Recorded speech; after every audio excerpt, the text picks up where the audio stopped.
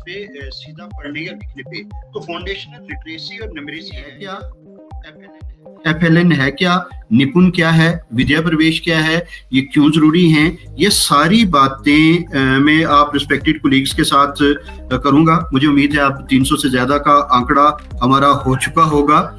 तो मैं स्क्रीन भी शेयर करूंगा अभी आपके साथ, क्योंकि मैंने इस सिस्टम से जिस पे कनेक्ट हुआ उस पे थी नहीं। अभी मैं इस सिस्टम पे टेक्स्ट लिखा हुआ वो कहीं देखे, वो उसे पढ़ सके, अगर कुछ बेसिक चीजें हैं जो उसके लेवल की हैं उनको वो लिख सके, और साथ में जो सिंपल अर्थमेटिक कैलकुलेशंस हैं वो कर सके।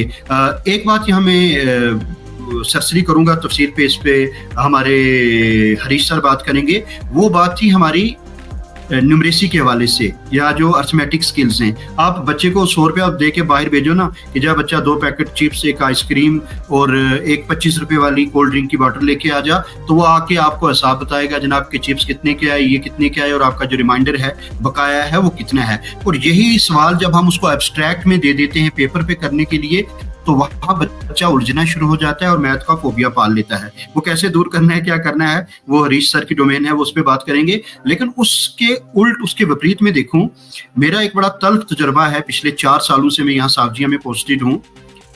वो तजुर्बा क्या मेरा ये कह रहा है कि 50% बच्चा जो मेरे पास 8th पास करके मेरे ही स्कूलों से आ रहा है, मेरे क्लस्टर के फीडिंग स्कूलों से, उसके साथ ये अलमिया है कि उस बच्चे को मैं कहता हूं कि बच्चा तू इस तरह कर कि उर्दू में अपना नाम, अपनी वालिदा का नाम, अपने वालिद का नाम और अपने गांव का नाम, ये 4 चीजें लिख। और ये हकीकत बता रहा हूं आपको कि 50% से ज्यादा बच्चे ऐसे हैं जो या तो लिख ही नहीं पाते उर्दू में ये चीजें, या लिखते हैं तो जो चीज एन के साथ लिखनी है वो अलफ के साथ लिख देते हैं, जो ज़ुआद के साथ लिखनी है वो ज़ोए के साथ लिखते हैं, या कभी बिल्कुल नहीं लिख पाते। तो इससे ये साबित हुआ कि हमारा जो लिटरेसी का एस्पेक्ट है, पर्टिकुलरली राइटिंग का, वो बड़ा वीक है, उस पर काम करने की ज़रूरत है।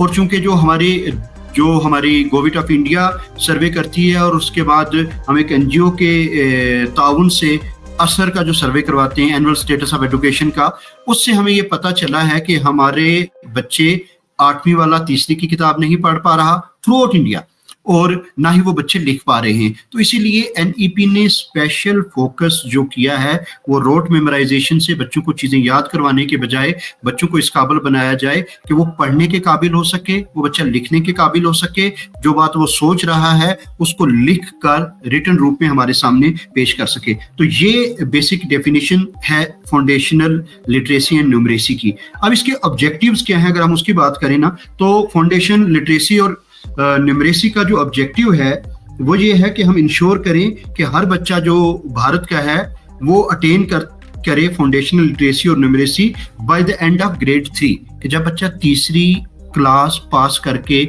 मेरे या आपके स्कूल में से निकले तो वो बेसिक चीजें पढ़ने के काबिल हो, वो बेसिक अर्थमेटिक की कैलकुलेशंस करने के काबिल हो। ये ऑब्जेक्टिव है इस पर स्पेशल फोकस करने का तीसरी के बाद। और यहाँ ये हाल है कि 8वीं के बाद भी जो बच्चा नहीं काम कर पा रहा, नेशनल एजुकेशन पॉलिसी ये चाहती है कि वो काम बच्चा 3rd स्टैंडर्ड के बाद, स्टैटिस्टिकल डेटा आपको मिल जाएगा जो ये आपको बताएगा कि हमारी जो लर्निंग के इम्पॉर्टेंट ईयर्स हैं, किसी भी तरीके से हम चाहे वो स्कूलिंग के फॉर्मल वे से लर्निंग कर रहे हों या नॉन फॉर्मल वे में अपने घर में रास्ते आते जाते में, सोसाइटी बैठे हुए, बस में बैठे हुए करते हैं, तो हमारी जो जिंदगी के पहले 6 साल स्पेशली, फिर उसके साथ बाद उसके साथ वाले 3 साल जुड़े हुए, यानी कि पहले 8-9 साल की उम्र में जो हमारी लर्निंग होती है वो ज्यादा देरपा होती है, वो हमारे ब्रेन की डेवलपमेंट में बड़ा रोल प्ले करती है। लेकिन हमारा ये सिलसिला रहता है, असने कोई नीचे निका बच्चा इस पर के बोझ पाना, जिस टाइम थोड़ा सियाना होया आप ये चीजें समझना शुरू कर जैसे। ये हकीकत है कि NEP भी यही कहती है, फाउंडेशनल लिटरेसी न्यूमरेसी का डॉक्यूमेंट भी यही कहता है कि बोझ उस पर नहीं डालना है, तय है। लेकिन वो तरीके जो उसके लिए कह लें कि जॉयफुल हों, जिनमें रह के वो इनडायरेक्टली बगैर सीखने के अमल को बोझ समझे हुए सीख सकता है, उन तरीकों को जरूर अख्तियार किया जाए। इस पे फोकस करता है हमारा फाउंडेशनल लिटरेसी और न्यूमरेसी का पोर्शन, ताकि बच्चे की कॉग्निटिव डेवलपमेंट वो होती रहे। उसके लिए डिफरेंट टेक्निक्स हैं, मेथड्स हैं सरसरी, उन पे भी मैं बात करूंगा कि हम क्या क्या कर सकते हैं सो दैट बच्चे की जो है लैंग्वेज के जो बेसिक स्किल्स हैं जो तीसरी तक उसके पास होने चाहिए वो आते रहें। फिर उसके बाद कॉग्निटिव के साथ साथ है फ्यूचर के जो स्किल्स हैं, फ्यूचर लर्निंग के स्किल्स, जिनको लाइफ स्किल भी कहा जाता है, जिनको 21st सेंचुरी स्किल्स हम कहते हैं, वो बच्चे में आ जाएं। फिर उसके बाद ये हो जाता है कि हमारे जो कुछ लोकोमोटिव स्किल्स हैं वो आ जाएं, तो वो इसी फाउंडेशनल स्टेज पे ही वो आने हैं। ये क्योंकि बुनियाद है, जितनी बुनियाद आपकी उस्तवार या मजबूत है, उतने ही बेहतर ढंग से आप अपने सिलसिले को, तालीम के, तदरीस के, पढ़ाने के सिलसिले को आगे बढ़ा सकते हैं। क्योंकि इस वक्त की जो लर्निंग है इसके इम्पैक्ट्स लाइफ लॉन्ग हैं, ताहयात रहने वाले हैं, तादेर रहने वाले हैं।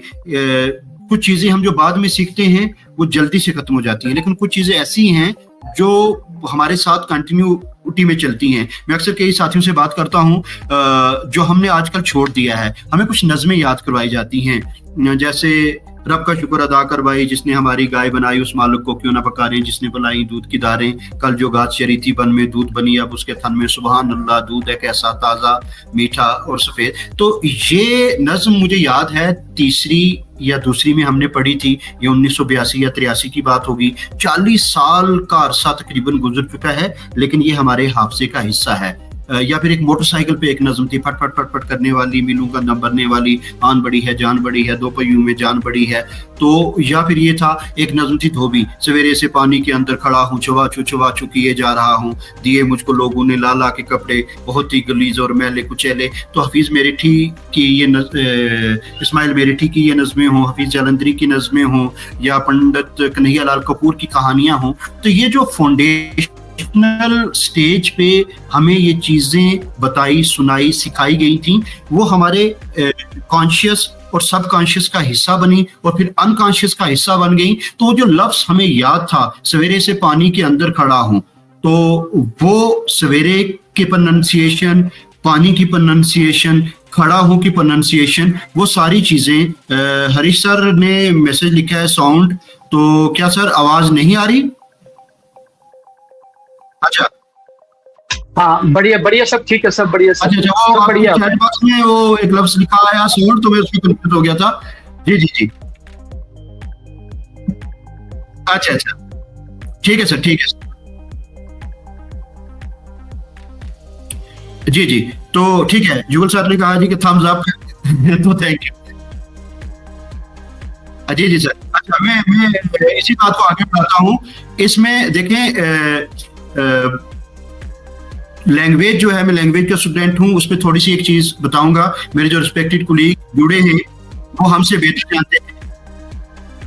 जी हरीश सर को आप कह रहे थे?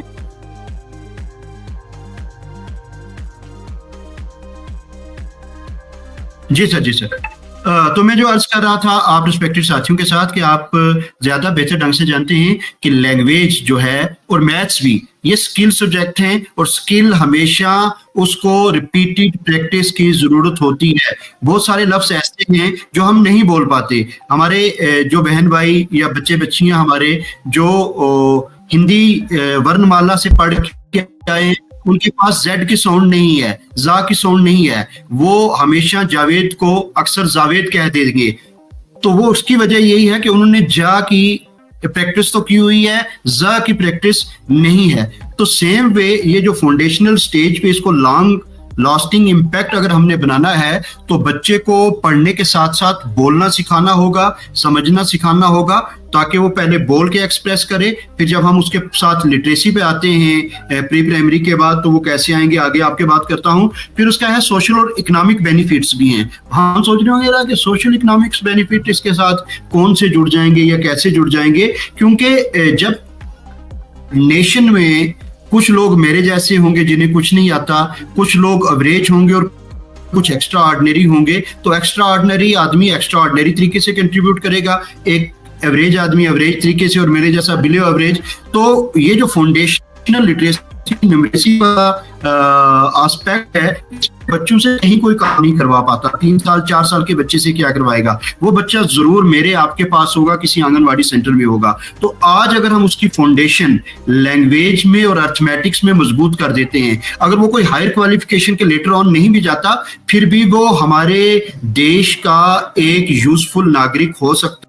से ऊपर उठ के बात करेंगे कि इंपॉर्टेंस हमारी रीडिंग और राइटिंग स्किल्स की एलिमेंट्री क्लासेस में क्या हो जाती है, तो उसमें मैं जो पहले भी बात कर चुका हूं कि कॉग्निटिव डेवलपमेंट जरूर होती है, हमारी जहनी नशोनुमा जरूर होती है। उसकी वजह क्या है कि जब हम एक चीज को बार बार पढ़ते हैं या पढ़ी हुई चीज को अपने लफ्जों में लिखते हैं, अपने लफ्जों में एक्सप्रेस करते हैं, तो जब जुबानी सुनाते हैं उसके अलग फायदे हैं। जब उसी बात को, जब हमें कराया जाता था ना जी कहानी की समरी लिखो, और मेरे जैसे आसानी से जाके कोई गाइड खरीद लेते थे और वो समरी भी वहीं से रट लेते थे। हम उस कहानी को अपने लफ्जों में समराइज करते ही नहीं थे, जो एक ब्रेन की बहुत अच्छी एक्सरसाइज हो जाती है। कहानी मुझे पता है, पूरी की पूरी याद है, मैं उसे अपने लफ्जों में सुनाऊंगा, हरीश सर अपने लफ्जों में सुनाएंगे, जुगल जी अपने लफ्जों में सुनाएंगे, मुजफ्फर अपने लफ्जों में सुनाएंगे। लेकिन हमारा ये हो गया हुआ है कि क्लास में 40 बच्चे हैं तो 40 को एक तरह की समरी मेरे जैसा कोई टीचर रटा देता है या कोई एक खुलासा या गाइड थमा देता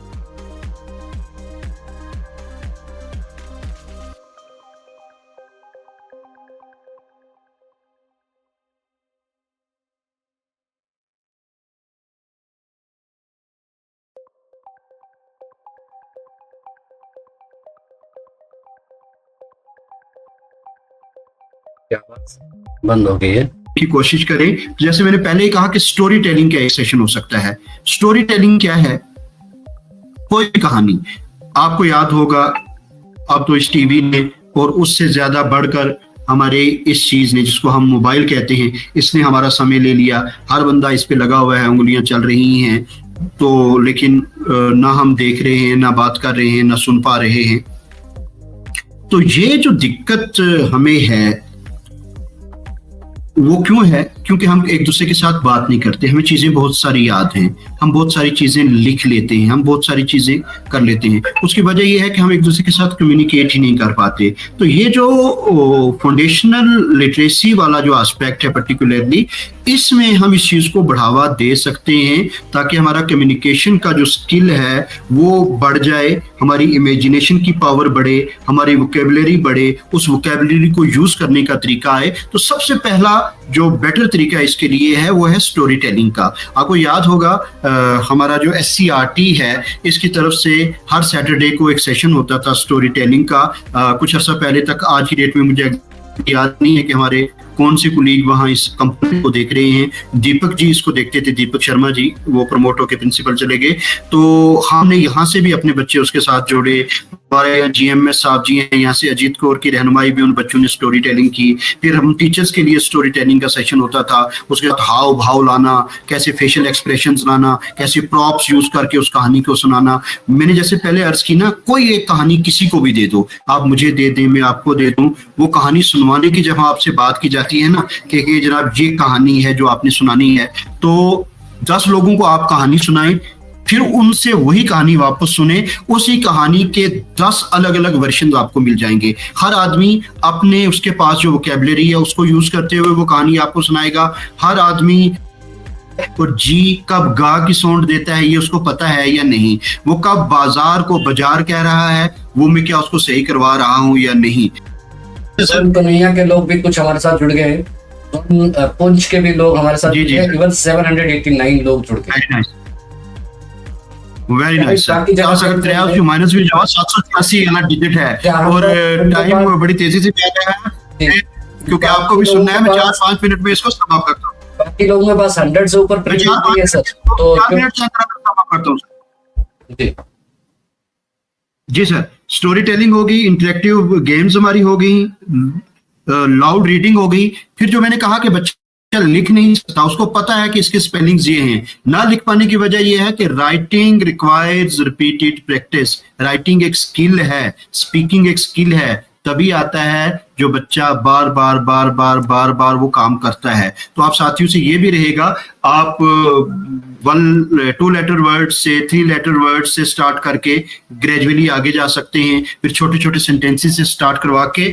लेकिन एनीवे हमें ये जो है इसकी प्रैक्टिस राइटिंग की भी रीडिंग के साथ साथ या स्पीकिंग के साथ साथ करवानी चाहिए। उसके साथ साथ ये मैं मुख्तसर बता दूंगा कि इसको एक्टिवेट करने के लिए बहुत सारी ट्रेनिंग्स आपको करवाई गई हैं। हरीश सर एग्जैक्ट नंबर बता देंगे आपको कि हमने निपुण में कितने अपने रिस्पेक्टेड कुलीग्स को ट्रेन करवाया है, या हमारे जो कुलीग डाइट से जुड़ेंगे मुजफ्फर जी, वो आपको बता सकते हैं कि विद्या प्रवेश में शायद ही कोई स्कूल ऐसा हो जिसमें से कम एक साथी ये दोनों ट्रेनिंग्स ना कर चुका हो। ये आप सारे साथी जानते हैं कि निपुण क्या है, कि नेशनल इनिशिएटिव है for proficiency in reading with understanding and numeracy. Reading with understanding बड़ी जरूरत है कि बच्चा स्पेलिंग के जिसकी पहाड़ी गुजरी चाहे जोड़ करके बना तो लेता है कि CAT कैट उसने बना लिया, लेकिन उसको ये पता है कि कैट का मतलब बिल्ली है या नहीं। तो ये जो निपुण है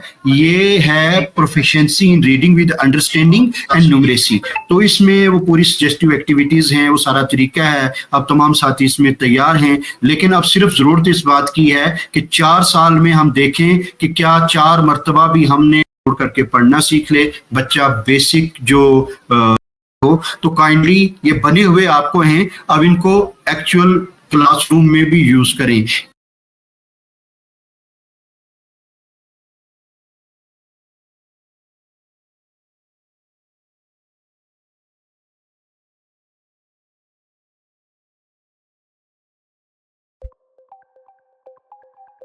तो अभी आप प्रिंसिपल खान साहब को सुन रहे थे, उन्होंने फाउंडेशनल लिटरेसी के ऊपर डिटेल में बात की और उन्होंने न्यूमरेसी को भी टच किया। जो शिक्षा सप्ताह के अंदर जो आज का वेबिनार हो रहा है FLN के ऊपर, इस पे अभी मुझे मौका मिला है कि मैं न्यूमरेसी के ऊपर बात करूं। तो आई होप कि हम सब लोग इस वेबिनार के एंड में फाउंडेशनल लिटरेसी और न्यूमरेसी को ठीक से समझ पाएंगे और न्यूमरेसी की जो ज़रूरत है उस पर ज़रूर फोकस करेंगे। क्वेश्चन ये है कि why foundational literacy and numeracy, क्या ज़रूरत पड़ी?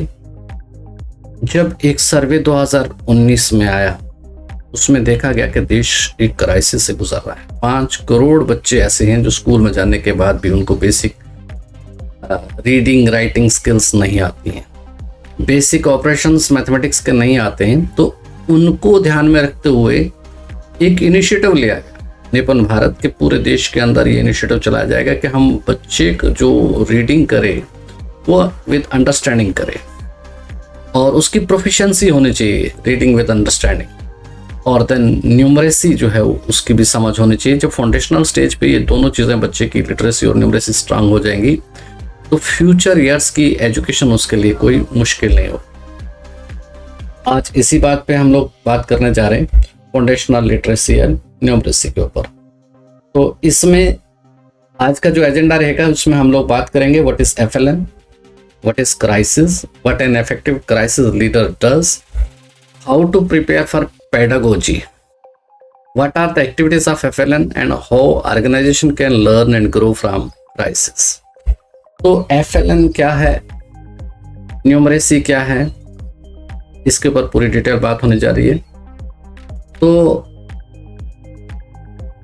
अर्ली एजुकेशन में देखा गया है कि क्राइसिस है इस वक्त, बच्चे नंबर सेंस ही नहीं समझ पा रहे हैं। नंबर्स को वो पढ़ लेते हैं as a literacy, as a language, वो नंबर 1 2 3 नंबर नेम उनको पता चल जाते हैं, बट 1 2 3 4 5 जैसे करते हुए 4 नंबर तो पढ़ लिया, नंबर नेम पता लग गया, 4नेस नहीं समझ आ रहा है कि 4नेस होता क्या है, 4 किस चीज़ के लिए है।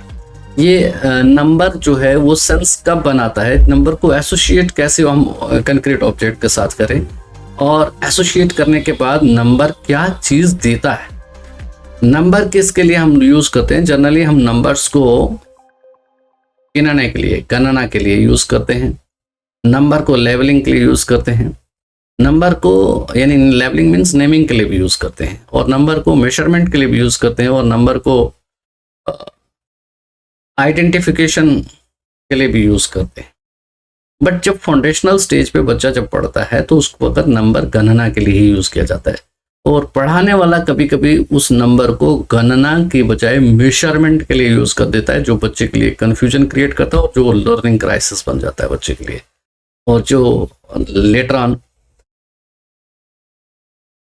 उसके लिए नंबर जो है वो एक ऐसी चीज आ जाती है कि जो उसको लगता है कि ये तो होस्ट लाइक चीज है, इसकी समझ ही नहीं आ रही है, वो हमको समझना है।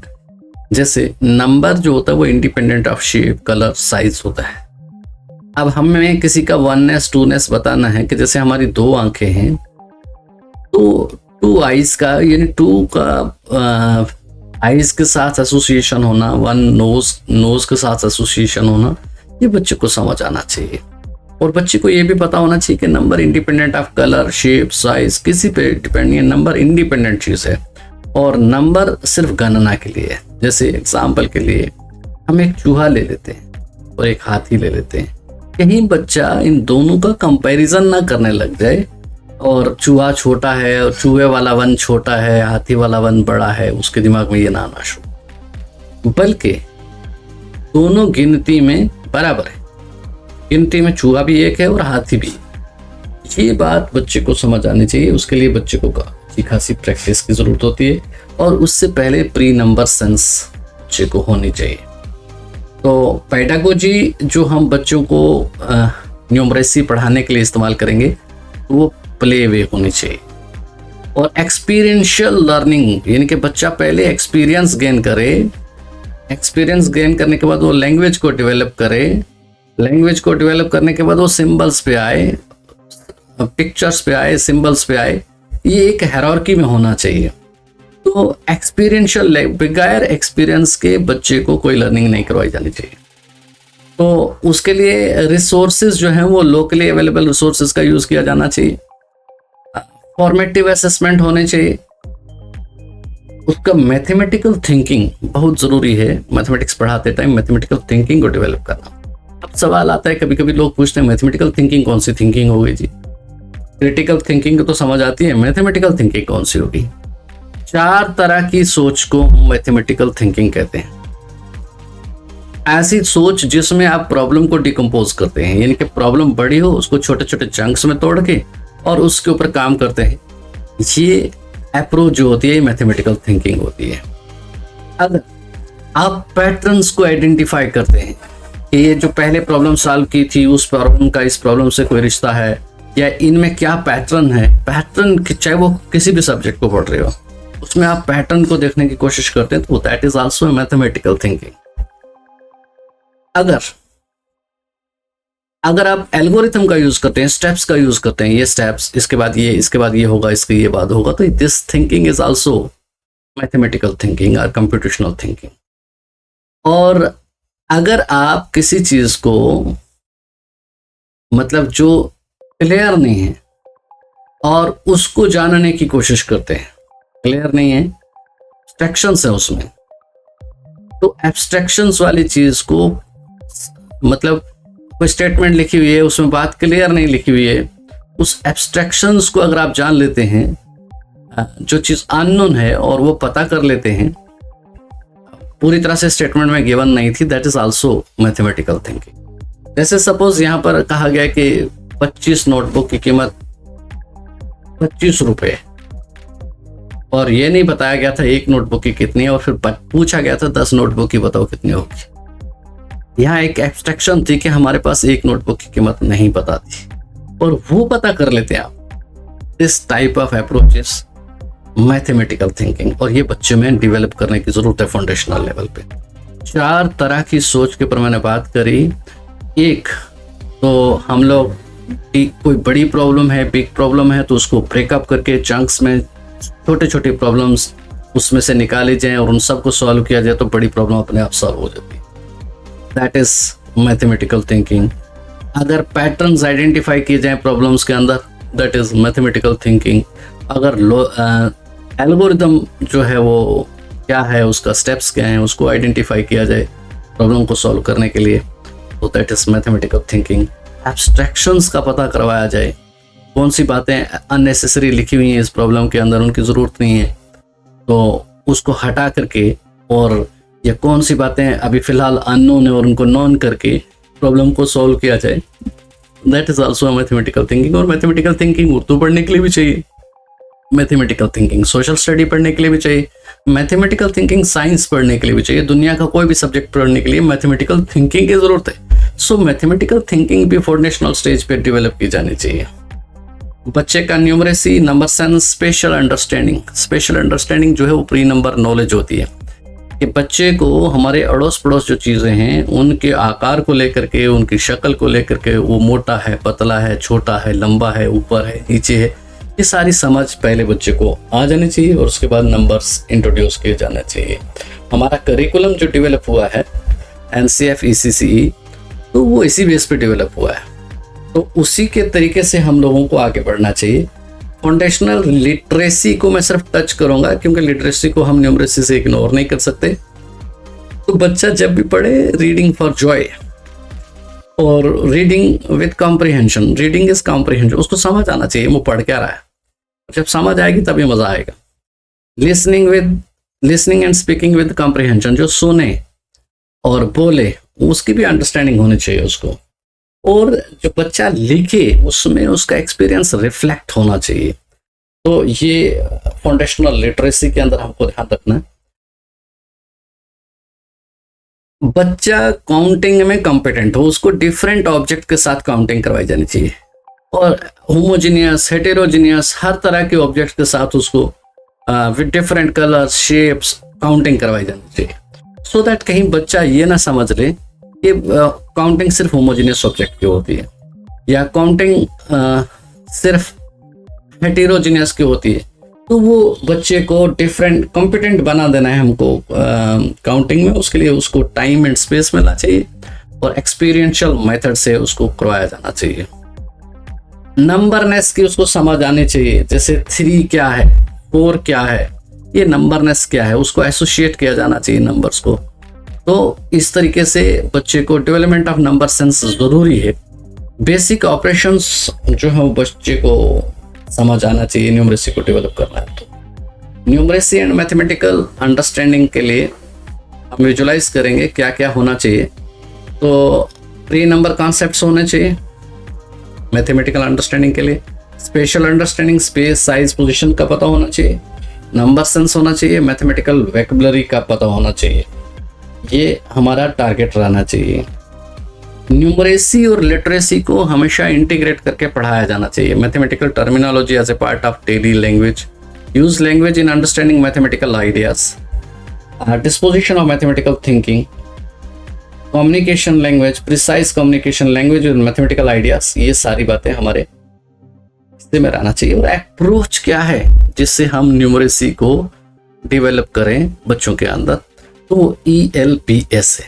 E stands for experience with physical objects, concrete object के साथ बच्चे को खूब एक्सपीरियंस दिया जाना चाहिए। फिर L stands for spoken language that describes the experience. L भी डेवलप किया जाना चाहिए जिससे वो एक्सपीरियंस, ऐसी कोई भी भाषा वो उसकी होम लैंग्वेज भी हो सकती है, बच्चे की गोजरी पहाड़ी पुंछ में चलती है, तो जिससे वो अपने एक्सपीरियंस को एक्सप्रेस कर सके, वो भी डेवलप किया जाना चाहिए। पिक्टोरियल रिप्रेजेंटेशन भी बच्चे को आनी चाहिए। पिक्टोरियल के बाद सिंबल्स पे जाना चाहिए और ना कि डायरेक्ट सिंबल्स पे जाए। हम पहली 3 चीजों को, जनरल प्रैक्टिस जो है, इन पहली 3 चीजों को इग्नोर करके सिंबल से ही सीधा मैथ शुरू किया जाता है। यानी एक्सपीरियंस पे कोई ध्यान नहीं दिया जाता है, स्पोकन लैंग्वेज पे कोई ध्यान नहीं दिया जाता है और पिक्चर्स पे भी कोई खास ध्यान नहीं दिया जाता है। कई जगह पे पिक्चर्स पे ध्यान दिया जाता है, पहली 2 छोड़ दी जाती है, तो कई जगह पर पहली 3 छोड़ दी जाती है, सीधा सिंबल से बात शुरू हो जाती है। तो ऐसे में इस अप्रोच से बच्चों को मैथ से नफरत हो जाती है और बच्चों को मैथ्स पसंद नहीं आता है और अच्छा नहीं लगता है, और बच्चे मैथ्स को राइट फ्रॉम फाउंडेशनल स्टेज से ही नफरत करना शुरू हो जाते हैं। दैट इज वाई ये मैथमेटिक्स से लोग भाग रहे हैं, यही कारण है। तो अब बच्चों को फाउंडेशनल स्टेज पे उनका हेल्थ एंड वेलबींग का भी ध्यान रखा जाना चाहिए। ये तो हमारा हिस्सा बनता है। 1-to-1 ट्यूटोरिंग रहनी चाहिए। तो इसमें ई बुक्स, कंटेंट, कोर्सेज, ई लाइब्रेरी वगैरह का तो हिस्सा रहेगा ही। असेसमेंट कैसा हो वो मैंने आपको क्लियरली बताया। आई होप कि आज के इस सेशन में हमको जो फाउंडेशनल लिटरेसी और न्यूमरेसी के बारे में मैंने डिस्कस किया है आप इस पे जो भी क्वेश्चन होंगे वो आप जरूर डालेंगे। Thank you, have a nice day.